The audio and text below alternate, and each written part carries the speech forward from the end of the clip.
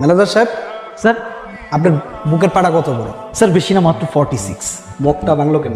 Sir বাঁধ ভেঙে যায়, কালভার্ট ভেঙে যায়, হৃদয় ভেঙে যায়, কোনো সমস্যা নেই, কেউ অভিযোগ না। স্যার আমরা লোহার বা পিতলের মগ সেল করি না স্যার। আপনি আমার বাইরে চেনেন? আপনার চাকরি খাওয়ার আগে আপনারা খাইয়ে দিব। স্যার তাহলে আপনার নুন আসতে হবে স্যার, আমার এখন ডিউটি চলছে। কি নাম আপনার? স্যার ফরহাদ। কি হন আপনি এখানকার? স্যার আমি এখানকার ম্যানেজার। এটা কোনো নর্মাল মগ না, পারপাসে ইউজ করবে, রাইট? আপনি এটা সলভ করবেন। I am giving you 10 minutes. Shreya, Shreya, একটু দেখো, প্রবলেমটা সমাধান করো। মানে প্রোডাক্ট দেওয়ার আগে একটু দেখে দেবে, হ্যাঁ ভেঙে যায় কি করে, সব ঝামেলা যেন ফেস করতে না হয়। রং স্যার, আমার এই প্রোডাক্টটা আমি ভাঙ্গা দিয়েছি, তা হতেই পারে না স্যার। আই জাস্ট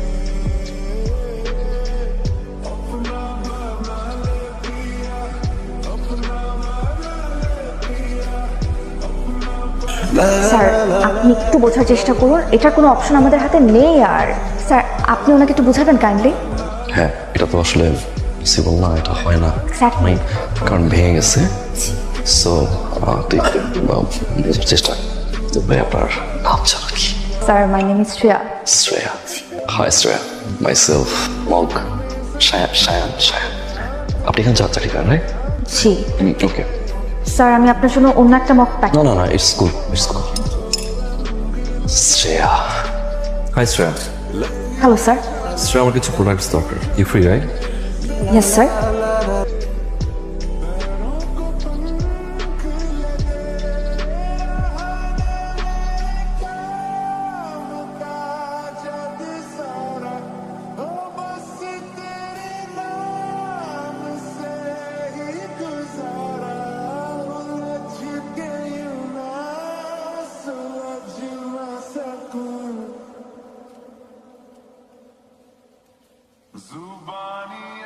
বাহ, মাশাআল্লাহ। তোমরা যে যাই বলো, সাক্ষাৎ পড়ি মেয়েকে আমার খুব পছন্দ হয়েছে। আমি যদি একটু ধৈর্য ধরতাম না বাবা, আমি একটা পরি পেতাম। হ্যাঁ, কি?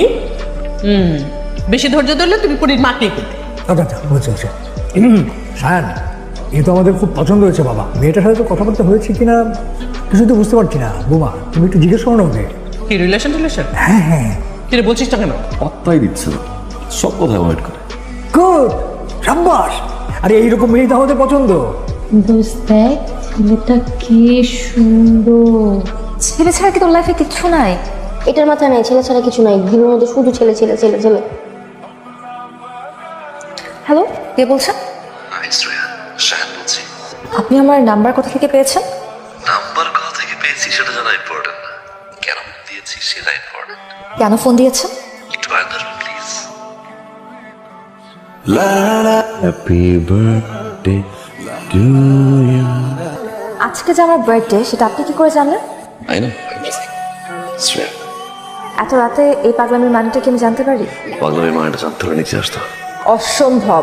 আর আপনি এই মুহূর্তে এখান থেকে বিদায় হবেন। শ্রেয়া, ছেলেটা তোর জন্য কেক নিয়ে এসেছে। আমি দেখতে পাচ্ছি ম্যাম। জানিস, এটা না একদম মুভির মতো। নায়করা যেভাবে নায়িকার জন্য কেক নিয়ে আসছে তাই। দোস্ত, ইটস ইউর বার্থডে, এত এফোর্ট দিছে, ইউ শুড গো, তোর যাওয়া উচিত। জানা Shreya, please please please please please. আজকে আমার একটা বয়ফ্রেন্ড থাকলে আমার জন্য এভাবেই কেক নিয়ে আসতো, তাই না? শ্রেয়া, আজকের দিনটা আমার জন্য স্পেশাল। আমার জন্য। শ্রেয়া, আমি তোমায় কিছু বলতে চাই, which is really special. Shreya, বলো। শ্রেয়া, আমি আমার ভাবি। শ্রেয়া, আমি আমি আমি কি এই যে চিরকুটটা লিখেছি, সেই চিরকুটটা কই? কি দিয়ে? তো বাসায় আসছি। বাসায় লিখে আমি মানে গাড়ি টান দিয়ে গিয়ে বাসা থেকে চিরকুটটা লিখেছি। আরে গাড়ার মতো কথা বলিস বাট বলো। এই চিরকুটে যা লিখেছিলি সেটা মনে নেই? বাবা, বাবা, শ্রেয়া, আমি ভাবি, ও শায়ান, ও আমাদের বাবা। বাবা। হ্যাঁ, হ্যাঁ, তারপরেরটা বলো। শ্রেয়া, আমি তোমাকে ভালোবাসি। শ্রেয়া, ভালোবাসি। আমি বলছি আমার ছেলে, হ্যাঁ ছোট ছেলে, ও খুব সাই। হ্যাঁ, আমিও আমার স্ত্রীকে ওইভাবে প্রপোজ করতে পারিনি তো। আমারই রক্ত তো, ওই জন্যই। শ্রেয়া, জেনেটিক্যালি ওনারা কেউ প্রপোজ করতে পারে না, প্রপারলি কথা বলতে পারে না, কিন্তু তুমি বুঝে নিয়েছো তো, রাইট? শায়ান তোমাকে ভালোবাসে। মানে আমি তোমাকে ছাড়া বাঁচবো না। তুমি? না, বাড়ি ঠিক, ছাই। শায়ান বাঁচবে না। Got it? রোজ এসব দেখে না যদি অলরেডি ধপাস করে পড়ে গেছে, আমিও ধপাস করে পড়ে যাব। তার আগে রাজি হয়ে যাও, এরকম ফ্যামিলি কোথাও পাবো না তুমি। বলো হাসি দিচ্ছে, হাসি দেওয়া মানে ইয়েস। এটা পছন্দ হয়েছে ভীষণ। আমি তোমাকে যে কি উপহার দেবো বুঝতে পারছিলাম না। সায়নের মা খুব শাড়ি পরতে পছন্দ করত, তোমার জন্য একটা শাড়ি এনেছি। আমি জানি না তোমার পছন্দ হবে কিনা, তবে আমার বিশ্বাস তুমি পরলে তোমাকে খুব ভালো মানাবে, একদম পরীর মতো লাগবে।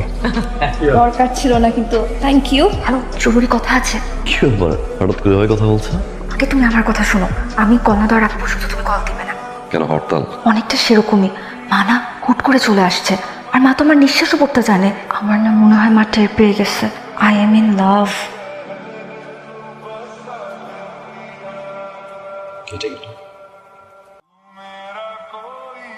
ওর নাম সায়ান। বাবা কি করেন? বাবা বিজনেস করে, জেকে গ্রুপের মালিক। সায়ান ওর বাবার বিজনেসই দেখছে। তার মানে ধনী পরিবারের ছেলে। আমি চাই না তুমি সম্পর্কটা কন্টিনিউ করো। মা সায়ান খুব ভালো ছেলে। আমি তোমাকে যা বলেছি আমি আশা করব তুমি এটা শোনার চেষ্টা করবে।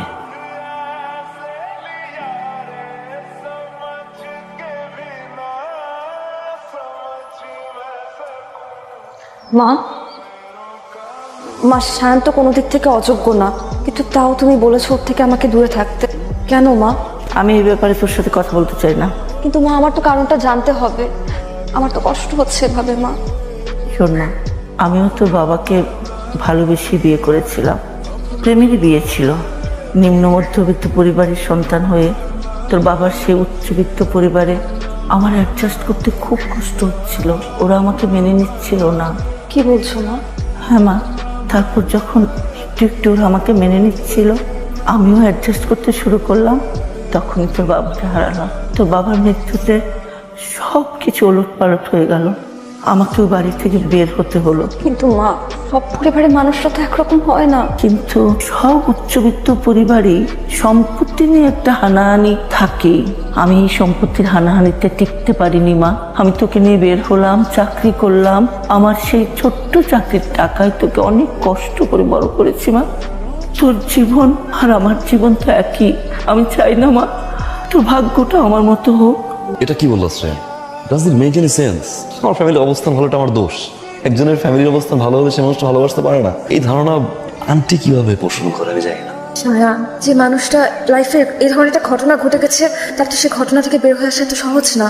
আর আমার মায়ের আমার ব্যাপারে যে সিদ্ধান্তটা আমি সম্মান করি। সায়ান, আমি তোমাকে ভালোবাসি, তো তার জন্য আমার মায়ের মতের বিরুদ্ধে যে তোমার সাথে থাকাটা আমার পক্ষে সম্ভব না, সেটা আরো কঠিন হয়ে যাবে। আমি তোমাকেও চাই, আমার মাকেও চাই আমার জীবনে, কিন্তু মা তো কোনো কথাই শুনতে চাচ্ছে না আমার। তাকে কি করে বুঝাবো আমি জানি না। আমি কি বলবো শ্রেয়া? আমি কিচ্ছু জানি না। ভাবি। কি ভাববে? আমার ভাবি। ভাবি? ভাবি।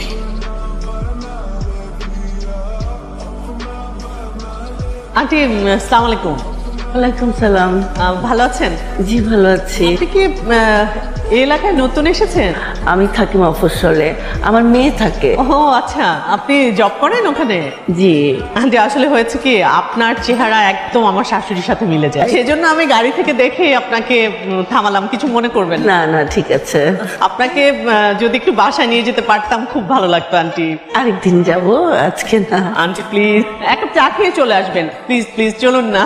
আচ্ছা ঠিক আছে। থ্যাংক ইউ আন্টি, আসুন। বিশ্বাস করেন আমি একদম চমকে গেছি। আপনি দেখতে হুবহু আমার বড় খালার মতো। এই কি বলছো? তুমি কি আম্মার চেহারা ভুলে গেছো? আন্টি চেহারা পুরো আম্মার মতো। দেখো দেখো, ভালো মতো দেখো। মার খালার চেহারা তো একদম একই রকম ছিল। তোমরা তো খুবই মজার মানুষ।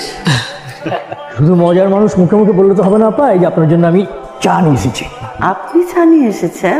আরে আমাদের বাসায় মেহমান আসলে পরে আমরা নিজেরাই আপ্যায়ন করে থাকি। আপনাদের দেখে খুব ভালো লাগছে, আপনারা বেশ ফ্রেন্ডলি। হ্যাঁ হ্যাঁ, আপনি একদম ঠিক বলেছেন। জানেন, আমার ছোট ছেলে একটা মেয়েকে খুব পছন্দ করে, সে কথা সে অকপটে আমাদের কাছে স্বীকার করেছে। কিন্তু সমস্যা কি জানেন, মেয়েটির মা তার মেয়েকে আমার ছেলের কাছে বিয়ে দেবে না। কেন? তার একটা মিসকনসেপশন আছে, রিচ ফ্যামিলির মানুষজন বা এলিট ফ্যামিলির লোকজনদের মধ্যে পারিবারিক বন্ডিংটা থাকে না। আপনাকে একটা কথা বলি, আমার স্ত্রী আমার বাবার প্রতিষ্ঠিত স্কুলের হেডমাস্টারের মেয়ে ছিল। আমরা প্রায় 40 বছর একসাথে সংসার করেছি। আমাদের দুজনের মধ্যে ভালোবাসার বন্ডিংটা এমন ছিল যে ওর শেষ দিন পর্যন্ত আমরা দুজনকে প্রচন্ড ভালোবেসেছি। আন্টি, আমার দেবর সায়ান, ও যে মেয়েটিকে পছন্দ করে, মেয়েটি তার মাকে অনেক ভালোবাসে। সেই জন্য মায়ের কথা সে ফেলতে পারছে না, কারণ মা যে রাজি না। আমার মেয়েটিও একটা ছেলেকে পছন্দ করে, ওরাও রিচ। আমি রাজি হইনি। এখন আফসোস হচ্ছে, তারাও যদি আপনাদের মতো মন মানসিকতা হতো তাহলে আমি না করতাম না। সেটা চাইলে এখনো সম্ভব বেআইন সাহেবা। বেআইন সাহেবা? আচ্ছা আচ্ছা, দাঁড়ান। সায়ান, মামুনিকে নিয়ে আয় তো। শ্রেয়া, তুই এখানে? প্লিজ, আপনি শ্রেয়াকে কিচ্ছু বলবেন, আমি ওকে আসতে বলছি। আমি আপনাকে বলেছিলাম না আমার ছেলে একটা মেয়েকে ভালোবাসে, এই সেই মেয়ে আপনার শ্রেয়া। আন্টি, আসলে আমাদের সিচুয়েশনটা আপনাকে বোঝানোর জন্য এভাবে করে আপনাকে নিয়ে এলাম।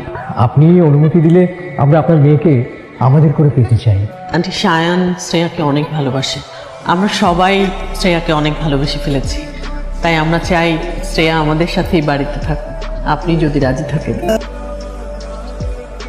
আন্টি, আমি আপনার একটা ছেলে থাকতে চাই। আই প্রমিস, আমি কখনো শ্রেয়াকে কষ্ট দিব না, প্লিজ।